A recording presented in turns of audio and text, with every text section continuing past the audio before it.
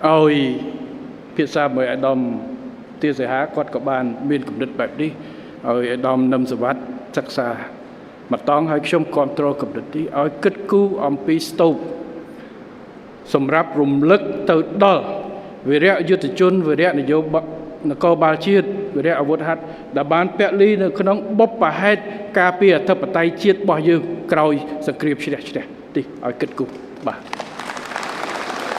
ព្រោះនយោបាយឈ្នះឆ្នាំបដលយើងមានស្តូបមួយសម្រាប់រំលឹកនៅគុណបំណាច់នៃvề rẽយុទ្ធជនvề rẽកងកម្លាំងប្រដាប់អាវុធរបស់យើងគ្រប់ភាគីទាំងអស់ដែលបានចូលរួមឆ្លងកាត់ការលំបាកតាំងពីវ័យគ្នារហូតដល់ចប់98តែក្រោយ98នេះគឺសង្គ្រាមការពារបូរណភាពទឹកដីឲ្យរៀបចំជាស្តូបមួយហើយទីកន្លែងយើងនឹងកំណត់ដាក់នៅកន្លែងដែរដើម្បីរំលឹកជាប្រចាំសម្រាប់កូនចៅជំនាន់ក្រោយនៅការលះបង់ដ៏ធំធេងរបស់បងប្អូនទាំងអស់ក្នុងបុព្វហេតុការពារអធិបតេយ្យភាពជាតិរបស់យើងនេះគឺត្រូវគិតគូរបន្ថែមទៀតហើយសម្រាប់កងទ័ពរបស់យើងខ្ញុំបានឲ្យក្រសួងការពិជាតិនិងទីស្តីការគណៈរដ្ឋមន្ត្រីសិក្សាអំពីមេដាយពិសេសសម្រាប់អ្នកចូលរួមក្នុងប្រតិបត្តិការឆ្នាំ2025អញ្ចឹងទៅថ្ងៃក្រោយរាល់សកម្មភាពរាល់ការប្រយុទ្ធពួយត្រូវមានមេដាយសម្រាប់ផ្ដល់ជូនអ្នកដែលចូលរួមប្រតិបត្តិការដោយផ្ទាល់គ្រប់គ្រងប្រយុទ្ធដោយផ្ទាល់នៅក្នុងបុព្វហេតុទាំងអស់នោះប៉ុន្តែយើងមានមេដាយការពិជាតិយើងមានប៉ុន្តែមេដាយសម្រាប់សមរភូមិមួយត្រូវទៀតដើម្បីឲ្យដឹងហើយមានមេដាយពិសេសសម្រាប់អ្នកពិការនៅលើសមរភូមិរបួសពិការលើសមរភូមិដើម្បីជាការលើកទឹកចិត្តមេដាយពិតជាកណាត់ម្ដុំមានរូបភាពដេកស្អាតប៉ុន្តែអ្វីដែលសំខាន់គឺតម្លៃដែលមានអត្ថន័យមិនអាចកាត់ថ្លៃបានដើម្បីឲ្យគ្រប់គ្នាឃើញ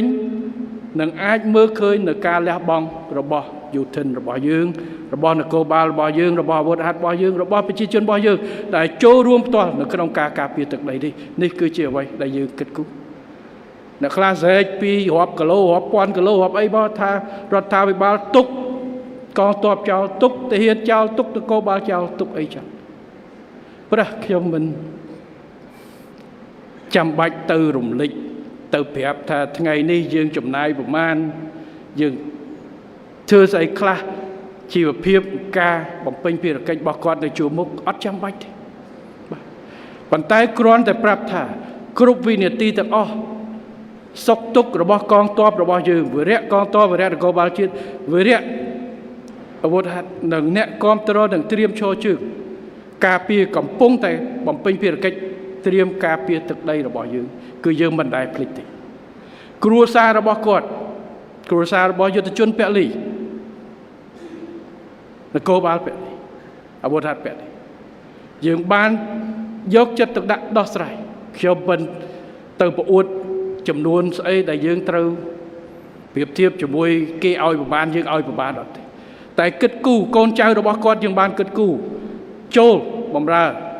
សាច់ញាតិចូលបម្រើដើម្បីបន្តវិញការរៀនសូត្រការគិតគូរខ្ញុំគ្រួសារបានបង្កើតមូលនិធិមួយសម្រាប់បន្តជួយមើលថែកូនចៅរបស់អ្នកពលីលើសមរភូមិរួចទៅហើយយើងបានបន្តយើងបានក្តាប់ជាប់ពីណាត្រូវរកការងារពីណាត្រូវធ្វើក៏អរគុណទៅដល់ប្រជាពលរដ្ឋវិស័យឯកជនរបស់យើងនិងសប្បុរសជនជាច្រើនដែលបានចូលរួមផ្ទាល់ជួយទៅដល់អ្នកដែលកំពុងចូលជើងនៅខាងមុខខ្ញុំឃើញម្សិលមិញមានទាំងផ្លែទុរេនផ្លែអីទៅដល់ខែទុរេនរុញទុរេនទៅដល់អីទៅឲ្យជួយសង់ផ្ទះជូនចូលរួមជាមួយរដ្ឋាភិបាលទៅខាងធនាគារក៏បានជួយលុបបំណុលទុកអីដោះស្រាយការប្រាក់ពន្ធអីផ្សេងពជានៅការបង់ចំនួននេះគឺជាការចូលរួមត្រេកចើមិនសំខាន់ការចូលរួមដោយទឹកចិត្តគឺថារួមគ្នានៅក្នុងបុព្វហេតុដែលខ្មែរយើងគ្រប់និន្នាការគ្រប់អាជីពគ្រប់ទីកន្លែងបានចូលរួមដើម្បីការពារប្រទេសយើងតាមរយៈការយកចិត្តទុកដាក់ទៅដល់វិរៈកងទ័ពវិរៈនគរបាលជាតិវិរៈអាវុធហត្ថដែលឈរជើងនឹងក្រុមគ្រួសាររបស់គាត់ផងដែរនៅក្នុងពេលនេះហើយខ្ញុំសូមឲ្យស្មារតីនេះបន្តតទៅទៀត